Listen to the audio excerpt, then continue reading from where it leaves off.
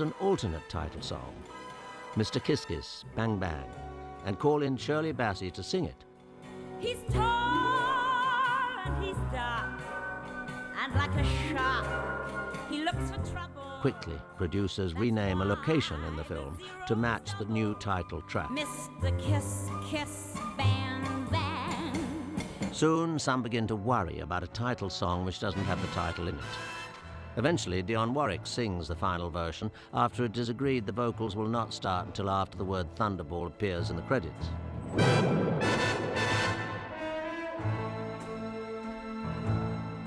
He's tall and he's dark, and like a shark, he looks for trouble. That's why... With only weeks to go until release, plans for Kiss Kiss Bang Bang are scrapped. John Barry works with Don Black, bringing in Tom Jones to sing Thunderball. He strikes like thunderball. Both the soundtrack and the song make the charts and are constantly re-recorded. The meaning of success. Back in 1965, dozens of groups from trios to orchestras put out 007 cover albums, and they all sold, some of them very well. Amazingly enough, considering the popularity of the James Bond scores, almost no music from the second half of Thunderball makes it onto the soundtrack album. What happened was the film was set to come out in December, and the record retailers wanted to get the Thunderball soundtrack in their stores for the Christmas season. But there was a big problem. John Barry was still scoring Thunderball, so the album really has no music from the film's second half. It did come out in the stores in November, but it was 30 years later before the full score was finally available to record buyers. Christmas, 1965. The world goes crazy over James Bond. Every conceivable product was looked at as a potential James Bond product. Everything from vodka to clothing to men's cologne and aftershave to men's underwear and trench coats. An ordinary pen, isn't it? It writes like one, but it projects messages over 20 feet. Ingenious. And should you find yourself trapped, you merely whistle for help. Then, by placing ammunition in that slot... Careful, Bond! This is vapor paper, writing messages to our agents. Drop it in water. Astonishing. By American character. By the time Thunderball came out, there was already a product on the market for boys that was a phenomenal success. It was the G.I. Joe doll. So of course, when Thunderball came out, there had to be a James Bond doll. In the United States, Gilbert Toy sells miniature figures of all the Bond characters. I've been looking at this toy for the last 10 minutes. I wonder who modeled this. There are James Bond magic sets, James Bond watches, and a variety of other toys, puzzles, and games. Children go off to school with a James Bond lunchbox, wear James Bond shoes, sleep on a James Bond pillowcase, and dry off with a James Bond towel. There are even 2 sets of trading cards sold, one for each side of the Atlantic. 007 action figure was produced by Gilbert in December 1965, the same time as Thunderball was released. Gilbert produced many copies of this road race set, and because it was a new type of manufacturing, they had to go overseas to have it manufactured. And Sears pre-bought several thousands of copies of these road race sets and put them in their catalog for the Christmas market. Unfortunately, most of the road race sets had flaws in them. They didn't work quite right, so Sears sent them back to the manufacturer, and in fact put Gilbert, who was the oldest American toy manufacturer at that time, out of business.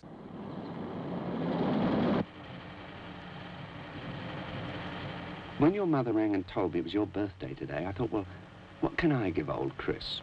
As your godfather, it's up to me to give you something pretty special, isn't it, eh? And then I had this brain from this Thunderball film. They're what they call stills. See, in the film, those nice ladies, they're James Bond's chums. See that empty tray in the boot? Well, into that, they put a polythene bag that's filled with wads of felt that they've soaked in petrol. Then they run wires into it through a battery, and connect the wires to a switch on the dashboard.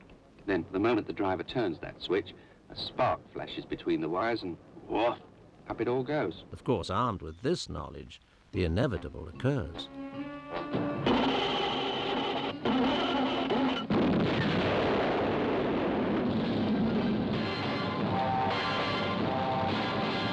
Woolper Productions takes a more straightforward approach with The Incredible World of James Bond, which airs on November the 26th, 4 weeks before the film reaches theatres. The special gives an overview of Ian Fleming's creation. Here at GoldenEye is Jamaican Retreat. Ian Fleming wrote the 12 Bond novels. Then, in 1964, at the age of 56, he died. To his admirers, the loss is somehow personal, for Fleming was an original, the conjurer of unique and extravagant tales that, once read, still bring a smile of admiration in memory. This isn't a personal vendetta, 007. It's an assignment like any other. And if you can't treat it as such coldly and objectively, 008 can replace it. The show captivates viewers, becoming the highest-rated program for the week.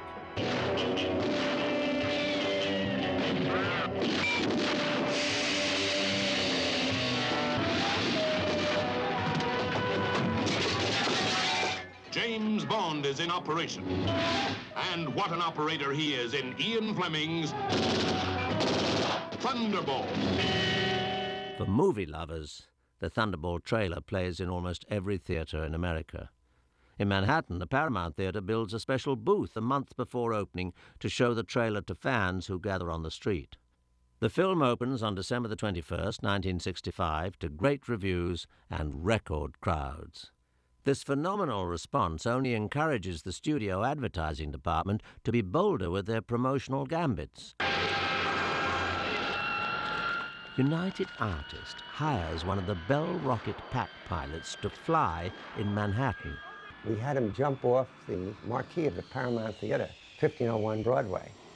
And the police arrested everybody because we hadn't gotten a license to do this. So all of our department was arrested that night. Many theatres remain open 24 hours a day to accommodate the crowds, and still fans wait hours to see the film. In England, the film proves too big for one premiere. My first premiere was Thunderball. I think the thing about the premieres is that the crowds, they really are. It is quite fantastic. It was just great fun. I met Tom Jones there. He was singing the theme song. I saw it in the end about 16 times because I went to various premieres. And I suppose I was vain. I looked at the screen and thought, yeah, you look all right, girl. Molly Peters and Martine Beswick attend the Brazil Film Festival in Rio, where they meet some ardent fans. And then going to a premiere in the evening, they literally attacked the car.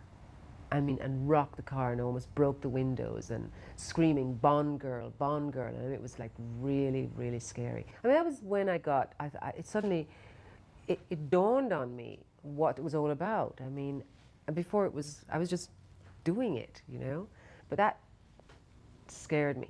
Going to the premieres there, because I was blonde and I had a tan and I wore a white dress, people wanted to touch me. I found that very strange, and I think it was because of the different colouring. I don't know.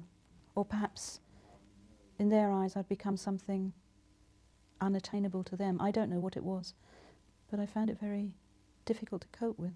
Sean Connery attends none of the Thunderball premieres. He learns his lesson after the Paris opening of Goldfinger, where a female fan leaps into the DB5 as Connery drives it down the Champs-Élysées. But in England it was very civilized. So, you know, it was a whole different thing, and people did, you know, they loved the Bond movies and they loved them. Many, you know,